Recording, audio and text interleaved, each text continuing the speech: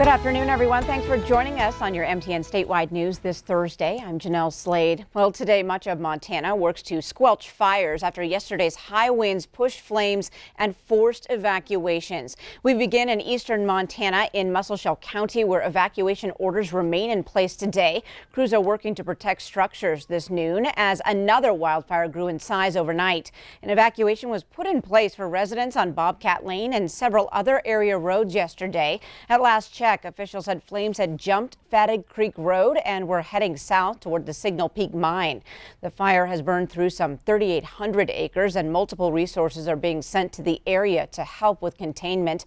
A Red Cross shelter is still set up at the community center in Roundup, where the Knights of Columbus and crew are preparing meals. Now, firefighters are also working to put out a fire off High 5 Road in Melstone. And in Bighorn County, homes and ranches are threatened today as firefighters work to put out a wildfire on the Crow Reservation. It's now burned more than 10,000 acres. The Northern Cheyenne Tribe has an evacuation order from the reservation line east to Iron Bridge. The Sarpy fire reached Highway 212 2 miles east of Busby. Officials say it started around 2 o'clock yesterday afternoon south of the Westmoreland Absalica coal mine. Yesterday, the fire burned 15 miles in just 7 hours. And in Rosebud County, Ashland residents were allowed back into their homes this morning. However, they must remain prepared to evacuate again if the weather changes. Authorities say last night a fire moved through the area of Beaver Creek and Tongue River Road north. Residents in Jordan, Montana are still on edge today after a wildfire temporarily forced the evacuation of the entire town. Now, the fire is raging northeast of Jordan today and started around noon yesterday. The Garfield County Sheriff's Office was monitoring a landowner's burning project, but that project quickly got out of control. Now, several outbuildings, garages, and vehicles have been burned, but no homes have yet been lost. Many different crews responded and are fighting the flames from the air as well as from the ground. Heavy smoke caused visibility problems in the area and is also blamed for a head-on collision on Highway 59. However, highways 200 and 59 remain open. Anyone traveling on these roads needs to drive slower for emergency vehicles and livestock potentially roaming the area. That fire headed east of town, so that would have been northeast of Jordan, and then it made kind of a half moon circle shape around the town of Jordan, skirting the town, and then is now south. With these heavy winds, it's resulted in incredibly fast travel of this fire, and so that has been a huge safety factor for us. It is burning in grass and sage fuels, so pasture ground versus timber. We do not have timber in the area that the fire is burning.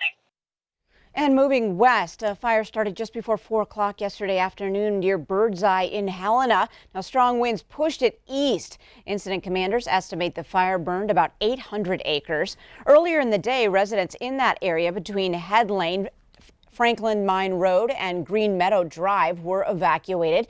Last night at 8:30, people living in that area were allowed to return to their homes.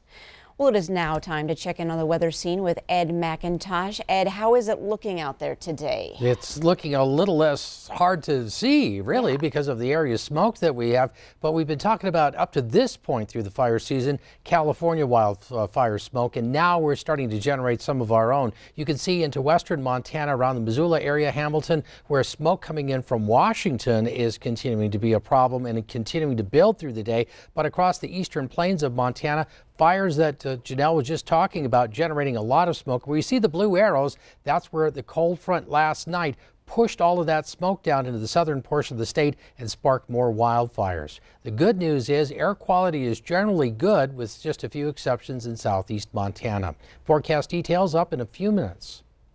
All right, thanks so much, Ed.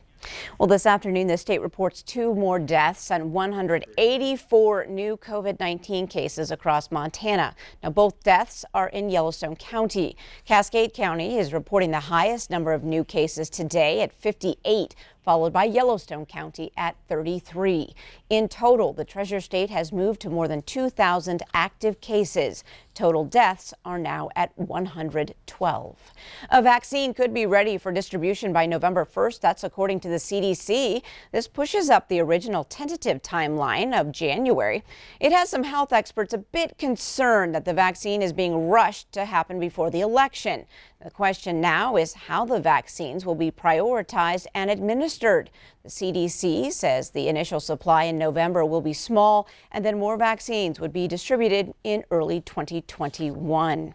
Well, an attempted bank robbery in Bozeman yesterday. The call came in a little before 1 p.m. from the Yellowstone Bank on the North 19th location.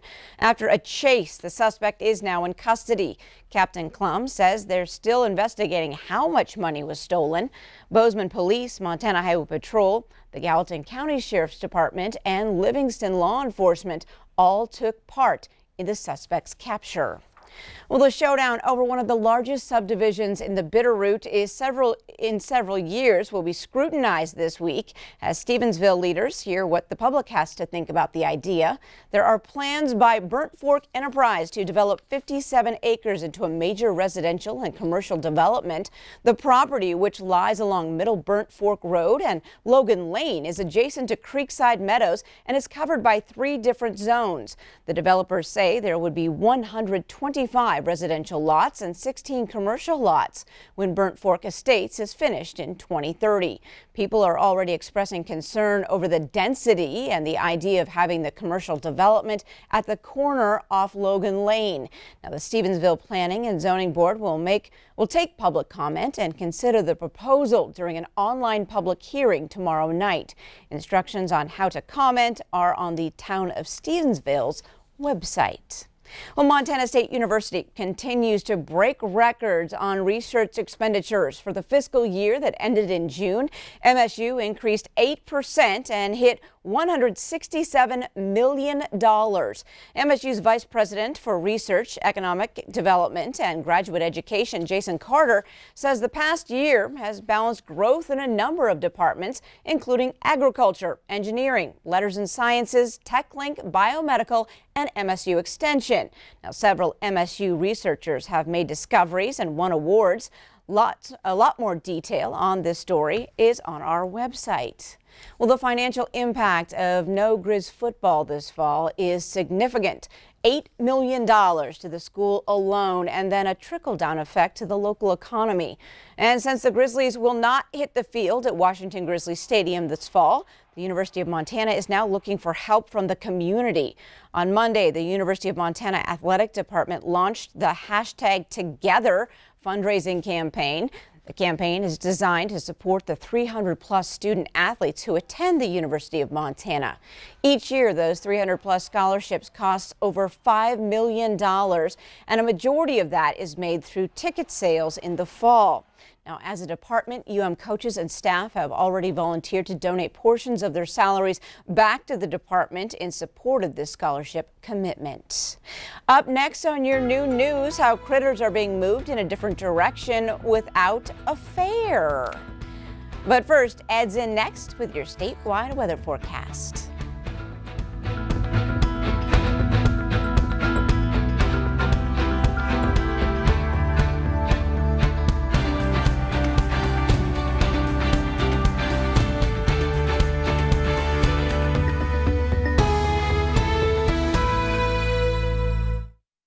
Storm Tracker weather starts now with meteorologist Ed McIntosh. Welcome back to the noon news. Today, it's not as much as it was yesterday. We'll explain. We have temperatures in the 70s across most of the state, even some 60s in the mix in Glendive and up along the High Line. 81 in Livingston, one of the warmer readings right now. So compared to where we were yesterday, it's not nearly as hot as it was, as a lot of the readings have cooled down. It's 17 degrees cooler right now in Billings than it was at noon yesterday. 18 degrees cooler in Jordan and Glasgow than it was 24 hours ago. And even over in western Montana, we haven't seen that much fluctuation, but still just slightly cooler than it was at this time yesterday. And the relative humidity numbers, well, they're still in the 20s and 30s, not down into the teens, and even some single digits that we were experiencing yesterday afternoon. And while the winds are still a little brisk at times, especially through central Montana, and a few locations along the High Line are seeing wind gusts to around 20-25 miles per hour. Certainly they don't compare to the wind gusts yesterday. They were hitting 60-70 miles per hour in some cases once we start getting into the eastern plains. So today we've got an upper level flow that's coming out of the north. That's part of the cold front that sunk through the area yesterday. And so the upper level winds coming down are bringing in slightly cooler air through this afternoon. And that's helping to hold the temperatures in check somewhat. Still going to be warmer than average in most locations, but we're not looking at the really warm temperatures from yesterday that helped bring about some of those fire weather conditions. With a bit cooler air, 70s and 80s for most of the highs today. We're looking at overall lighter winds, a little more humidity in the area, and the temperatures continuing to warm tomorrow. Tomorrow we'll look for highs to be up into the 80s, low 90s, but by the time we start taking things into Friday night into Saturday, now we're looking at fire watch conditions across southern Montana and much of eastern Wyoming. The humidity will go back down. The temperatures really get warm. In fact, we could be setting some record high temperatures on Saturday and also bringing in a bit more wind. Not nearly as windy as yesterday, but it's going to be more of a factor as we start getting in towards especially Saturday and Saturday evening. For today, we still have some problems with air quality. That's highlighted in the gray areas for you. Otherwise, we're looking at 70s and 80s for the daytime highs. And we've already seen the winds picking up a little bit down the east slopes of the Rockies today. Those are the blue arrows on your screen. And then overnight temperatures drop down into the 40s and 50s. A few clouds push across northeastern Montana with a weak disturbance. For the most part, a pretty pleasant evening and a cool start for tomorrow morning. Then daytime highs move up mainly in the 80s and low 90s by the end of the day tomorrow. It'll be another fairly quiet weather day. We will have a little bit of a breeze, but overall it's sunshine and temperatures that are running a little bit warmer than average for this time of the year. Here's the extended outlook. Temperatures are going to be fairly consistent for you in western Montana. A little bump with that high pressure ridge on Saturday, but look at the temperatures slide down by Labor Day, back down into the 60s for the highs. Great Falls and Helena, dry weather and warming temperatures could be in the mid 90s by Saturday, but drop down to the 40s by the time we get into Monday. Temperatures in Butte and Bozeman also seeing those temperatures climb up into those summertime readings with the big drop as we start getting into the first part of next week. And for the eastern plains, also looking at those temperatures doing that climb upward. Billings could easily set a record high on Saturday, but it could be as cool as the 30s by the time we get into Tuesday morning. There's a look at the weather. Back to you, Janelle. All right, thanks so much, Ed. Well, Ravalli County residents are not seeing and hearing all the fun of the county fair this week, but the Bitterroots 4-H students are getting to cap their year raising animals by bringing their critters directly to market in a new way. Here at the Bowman's Farm, the pandemic seems a world away, but that's what brought us here, to see what we can't see at the fairgrounds, meeting Amanda and Ned. Just over the years, you get better at training them faster and figuring out how to train them to walk and do all that stuff better than the year before. I just love the opportunities that it provides for you to learn and interact with your community. I think that's a great way for you to learn how to be a good leader and a better overall well-rounded person. Amanda's little brother is enjoying his closing days with Ace and Leroy, goats instead of the pigs he's raised in the past. Goats are probably my favorite out of both of them. They are a lot more friendly. Like, they were just jumping on us a couple of minutes ago, and they're just really friendly overall. I feel privileged to come here to see an example of what's happening all over the valley as 4-H shifted animal sales online. Of course, the 4-Hers tell me they would have liked to have ended the summer with all the fun and friends at the Ravalli County Fair, but they say this is kind of a unique opportunity, and it's teaching them new skills. Persevering, critical thinking, and kind of thinking outside of the box and making it happen, even if it's not exactly how you want it to happen in the first place. So, like, we've got to learn how to use all sorts of online tools that I wouldn't have learned how to use if it wasn't online this year, so it's just a new thing. Producers support it, auctioneers are liking it, and so it's just another tool to help get our products, these agricultural animals and livestock, to a market. It has to be done, I guess, kind of because of the COVID stuff. I definitely like normal fares more, I think. Well, I'm glad that they're still doing it because even though there's not a fair, I still got to spend a whole year with my lamb. An encouraging symbol, enthusiasm to help us look to next year. In Corvallis, Dennis Bragg, MTN News. Thanks so much, Dennis. Well, in fact, Amanda's chickens you saw there are already one of the hot bids on the auction that will run until noon on Saturday. Your latest ag news is next with Lane Nordland. Stay with us. Report from the Montana Ag Network. Welcome back for today's farm and ranch news. Recently, the U.S. Department of Homeland Security announced it will continue to allow seasonal legal foreign farm workers the opportunity to extend their H-2A temporary work visas. The administration deemed the extension necessary to protect the U.S. food supply. While the American Sheep Industry Association was pleased with the announcement, they believe more should be done to ensure a reliable legal workforce. U.S. Customs Enforcement agreed to go ahead and extend some of the temporary rules that they had put in place in April due to the coronavirus to kind of help address some of the labor shortages. Unfortunately for the sheep industry, the most important rule for us was an extension of the 3-year limit on H-2A laborers. So right now the maximum is 3 years, and then they've got to touch back or be out of the country for a minimum of 3 months. That was not extended, unfortunately, and that's really put us in a bind. Recently, Idaho's elected delegation in Washington penned a letter to Homeland Security requesting the department consider additional evidence and accommodation to the 3-year maximum stay requirements given circumstances outside employers' control due to the ongoing pandemic restrictions. And unfortunately, there is no domestic workforce that's willing to do that work. The vast majority of our guest workers, guest herders, come in from Peru right now because of the experience and the high skills the high skill set that they have. Peru closed its borders to international travel at the start of COVID-19 and will remain closed until October at the earliest. So that's created a bind in that we haven't been able to get the workers here that we had expected to get here this spring, and the workers that are here, we haven't been able to get them home for that touchback. So this really is, no fault of the industry particularly, but we've required some additional flexibility, and like I say, unfortunately in this latest rule extension, we haven't seen that flexibility. Another issue ASI is addressing is the Department of Labor's recent fee increase of 85% for H-2A applications with named beneficiaries, adding more challenges to the U.S. food supply chain and ag labor need. We'll be right back. On Tuesday this week, 21 senators representing wheat-producing states, including Senators Tester and Daines of Montana, issued a letter to the USDA regarding the deteriorating economic conditions being experienced by wheat farmers across the country and the compounding impact it is having with COVID-19.